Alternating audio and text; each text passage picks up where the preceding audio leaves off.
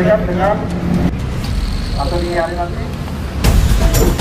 Pada malam hari ini kami melaksanakan apel pemberangkatan pasukan Satuan Brimob Polda Sulsel menuju Jayapura dalam rangka pengamanan PON ke-20, di mana saat ini Satuan Brimob Polda Sulsel dipimpin langsung oleh Danden Gegana, Kompol Wayan, Wayracana SIK dengan jumlah 201, dan pada subuh nanti akan berangkat menggunakan pesawat Lion Air pada pukul 4 dini hari.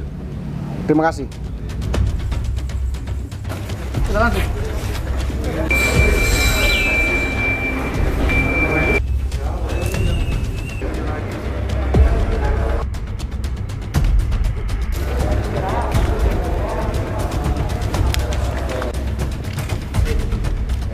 Oke.